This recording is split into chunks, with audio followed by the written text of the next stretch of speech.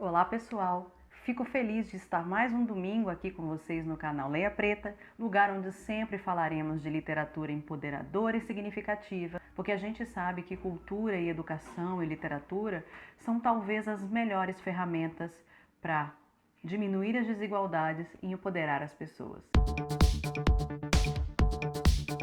Ei pessoal, caso você não me conheça, o meu nome é Winnie.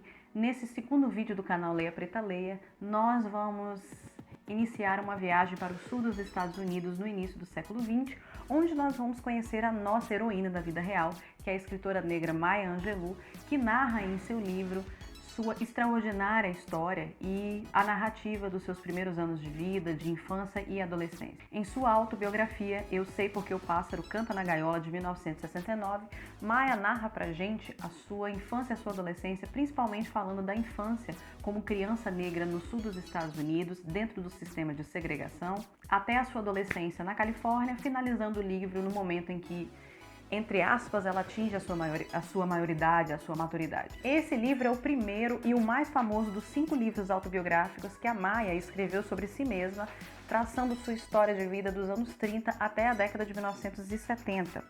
O prefácio dessa obra de arte foi escrito também por uma negra, uma pessoa negra ilustre dos Estados Unidos, ninguém mais, ninguém menos do que Oprah Winfrey, que foi apresentada ao livro pela primeira vez aos 15 anos de idade e depois teve a oportunidade de conhecer a Maya e inclusive foi amiga dela até o momento de sua morte. Já a apresentação da edição brasileira foi feita por Djamila Ribeiro, que é essa negra filósofa maravilhosa que hoje é um dos grandes expoentes do movimento negro e do feminismo negro no Brasil. O livro começa trazendo uma lembrança constrangedora da infância de Maya, que na época se chamava Margaret, que é o momento em que ela vai participar de um recital e recitar um poema na igreja, mas ela esquece da letra do poema e as crianças riem e ela fica tão constrangida que ela sai correndo da igreja e acaba fazendo xixi nas calças. E é nesse momento que nós somos apresentados à personalidade daquela criança, que era uma criança muito introvertida, melancólica, que tinha essa questão da introspecção, da vergonha e principalmente uma relação muito complicada com a cor de sua pele e seu cabelo. O grande sonho de Maya na infância é que ela fosse loira de olhos azuis, uma criança branca, uma criança que ela considerasse bonita, né? E eu tenho certeza que muitas meninas negras, como é o meu caso, já devem ter sentido essa vontade na infância. Mesmo nesse caso em que ela era uma criança negra dentro de um país segregado, né? E ela não tinha muito contato com pessoas brancas. Aos 4 anos de idade, após o divórcio de seus pais, Margaret e Bailey são enviados para morar com a avó no Arkansas, né? No estado do Arkansas, que fica no sul dos Estados Unidos.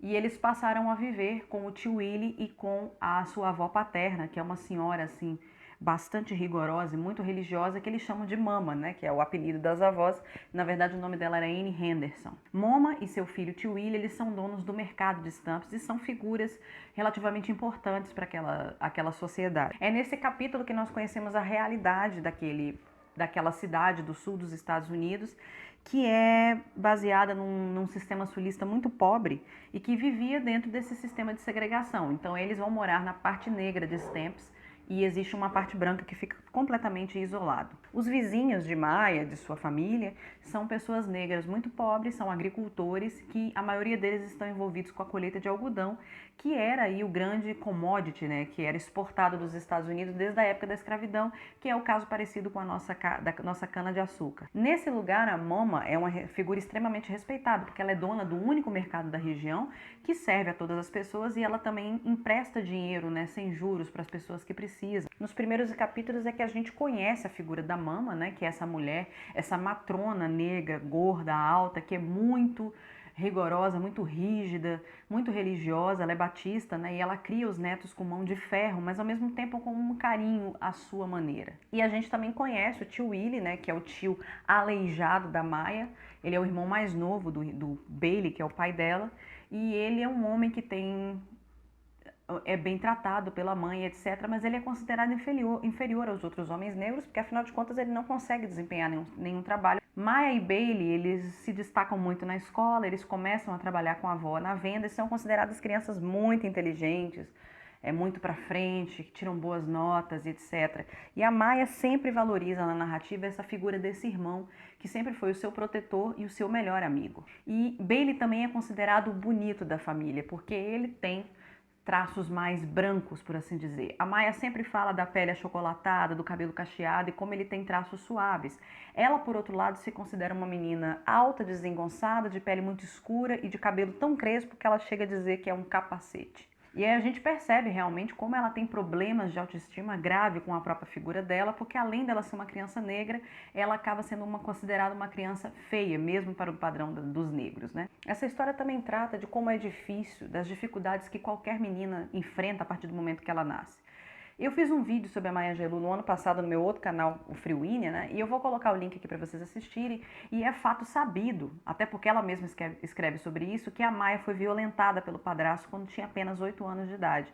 Ela vai visitar a mãe, né, na Califórnia e acaba sendo violentada por esse padrasto. Essa passagem é descrita com muita crueza. A Maya não nos desculpa, não nos perdoa. Mas o que torna pior a narração é o ponto de vista da criança violentada.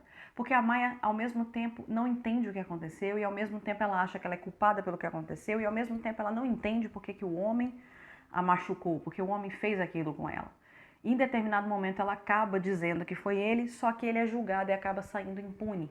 Mas depois o cara é assassinado. E aí ela se sente extremamente culpada pela morte desse homem e acaba passando meses sem falar uma palavra, porque ela acredita que a voz dela tem o poder de estragar com a vida das pessoas. Contudo, é nesse momento de extrema depressão que a Maya está vivendo aos 8, 9 anos de idade, que ela finalmente tem o primeiro contato com os livros e a poesia. Porque ela volta para Stamps para morar com a avó, né, para ser protegida daquela situação toda. E ela conhece a senhora Flowers, que é uma mulher muito delicada, muito educada, que apresenta a ela a poesia.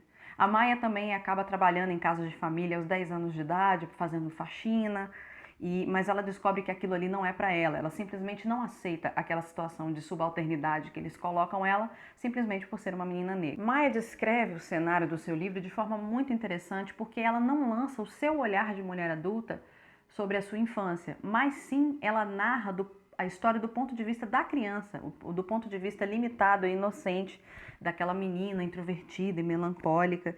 E ao mesmo tempo ela consegue lançar uma luz bastante clara sobre a situação dos negros nos Estados Unidos durante o século XX. Ela trata de segregação racial, de racismo e da forma inferior que não só os negros eram tratados, como às vezes eles mesmos se encararam. E existe uma passagem muito interessante sobre isso, que ela tem uma cárie, né, com uns 10 anos de idade e tá com muita dor, e aí a mama leva ela para a parte branca da cidade para se tratar com um dentista branco. E em determinado momento, esse dentista, durante os anos de depressão, tinha pego um dinheiro emprestado com a mama.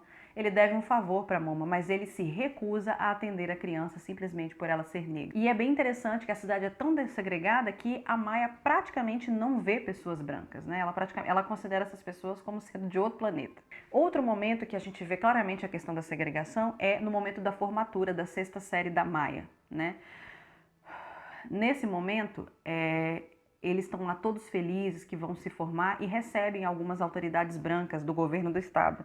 E o cara começa a falar lá sobre os investimentos que eles vão fazer nas escolas, tanto brancas quanto negras. Ao mesmo tempo que na escola branca o investimento vai ser revertido em construção de bibliotecas, laboratórios de ciência, salas de aula, etc., na escola negra vai ser investido em quadras esportivas e em laboratórios de trabalho, de apresentação de trabalho manual. E nesse momento, Maya finalmente tem o primeiro choque do que o Estado espera das pessoas brancas e negras. Ela percebe que, ao mesmo tempo em que se espera que as crianças brancas cresçam para se tornar os líderes do amanhã, os cientistas do amanhã, eles esperam que as crianças negras cresçam, que as crianças brancas, né? Que as crianças negras cresçam para se tornar massas de trabalho e, no máximo, atletas. Existe uma outra questão muito interessante do asseio da criação deles, né? Existe uma cultura muito da gente, nós que somos de famílias negras mais pobres, de que pobreza e sujeira não são sinônimos. Então tem muito essa questão da família negra asseada. E a MoMA exige muito das crianças essa limpeza extrema, tanto de si quanto da casa.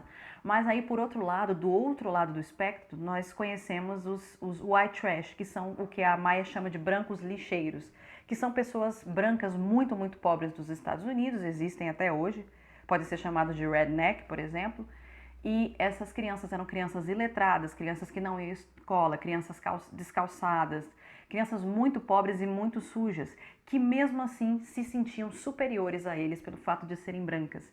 E em determinado momento as crianças vão ao armazém da avó dela e chamam a avó dela pelo primeiro nome, que é uma demarcação de superioridade, porque a senhora é uma senhora de 70 anos e eles não chamam ela pelo sobrenome, eles não chamam ela de senhora, eles chamam ela de Anne, que é como se eles fossem os patrões e ela fosse a empregada. E a Maya fica abismada com aquilo, com a falta de respeito que aquelas pessoas têm pela avó dela simplesmente porque eles são brancos. E por último, o livro também mostra essa valorização das famílias matriarcais que a gente tem na cultura negra, né? Porque as crianças são criadas tanto pela avó quanto pela mãe, que são duas mulheres fortes, duas mulheres guerreiras, duas mulheres presentes, simplesmente porque o pai das crianças é um cara extremamente ausente.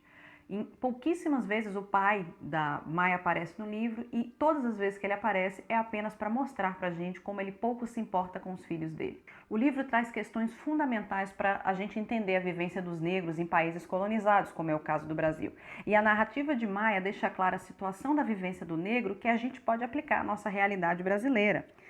E vou ser sincera para vocês, não é uma leitura fácil. E talvez ainda seja mais difícil para negros e negras lerem, né? Pois a construção da personagem que a Maya Angelou faz sobre si mesma ressoa profundamente nas nossas vivências, na nossa dificuldade, no racismo que a gente sofre todos os dias. E aí, pessoal, o que vocês acharam dessa segunda resenha do canal Leia Preta Leia? Se você gostou, por favor, mostre o seu apoio se inscrevendo nesse meu novo canal, clicando no botão vermelho aqui e deixa o seu like para você mostrar aí o seu amor por esse meu novo projeto. Para você que acabou de chegar aqui, que aterrissou aqui de paraquedas, saiba que eu também tenho um canal chamado Freewin, vou colocar aqui no link para você conhecer. Também pode me encontrar pelas redes sociais, no meu Instagram, @leiapretaleia, onde eu sempre vou colocar esses conteúdos e mais. Então essa é a nossa resenha de hoje. Até a próxima!